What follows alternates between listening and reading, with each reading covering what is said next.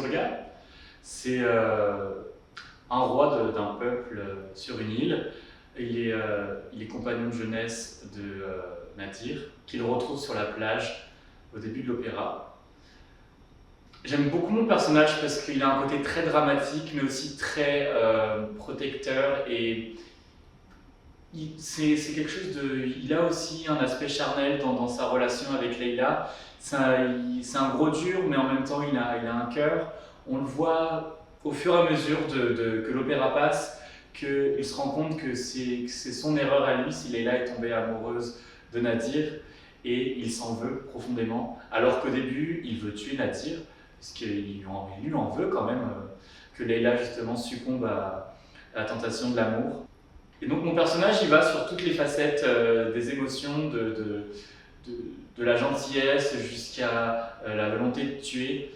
Et c'est ça que j'adore dans les personnages de baryton la plupart du temps, c'est que soit on joue le rôle du méchant, soit on joue le rôle du père protecteur, et on est tout le temps un peu dans ce jeu-là, du gentil méchant, et qui a du caractère. C'est des personnages avec du caractère, gros caractère.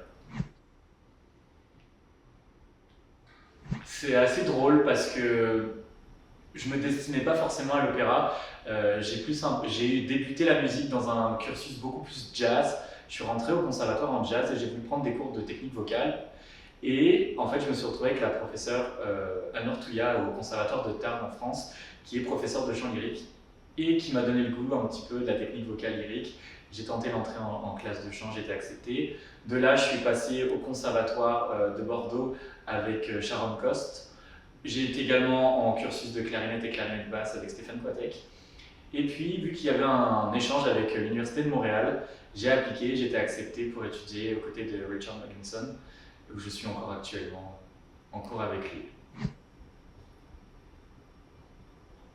La beauté de la musique, Bizet, j'ai eu la chance en 2021 de faire la tragédie de Carmen, donc une réduction de l'opéra Carmen, et comme le disait mon collègue, il y a des envolées lyriques, c'est très poignant la musique de Bizet, que ce soit dans les récitatifs, dans les duos, je pense le quintet dans Carmen qui est vraiment très beau. On est toujours à la recherche de quelque chose, ça bouge tout le temps, on est tout le temps à la recherche d'avancer dans l'opéra, et je trouve ça magnifique justement, c'est de la musique qui est très belle, l'orchestration est sublime partout.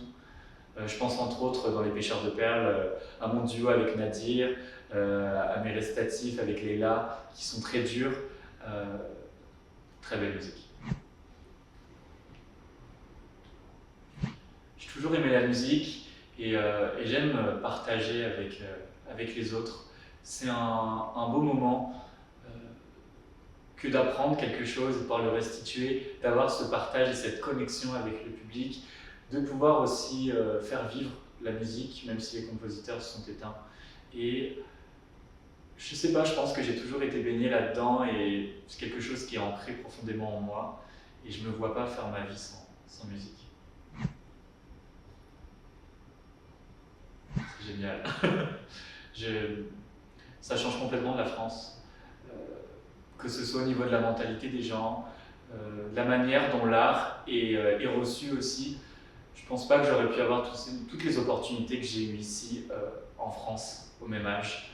Et c'est ça qui est beau, on nous donne une chance incroyable, on nous fait confiance. Je pense là au projet Pêcheurs de Perles. Tu m'as contacté il y a une semaine et on ne se connaissait pas du tout. Et puis là, on est embarqué dans une belle aventure ensemble. Et ça me fait chaud au cœur de pouvoir partager ça avec vous. Donc je vous donne rendez-vous le 4 juin à midi pour venir nous écouter pour l'opéra Les Pêcheurs de Perles dans le sous-sol de l'église Notre-Dame du Cap à Trois-Rivières.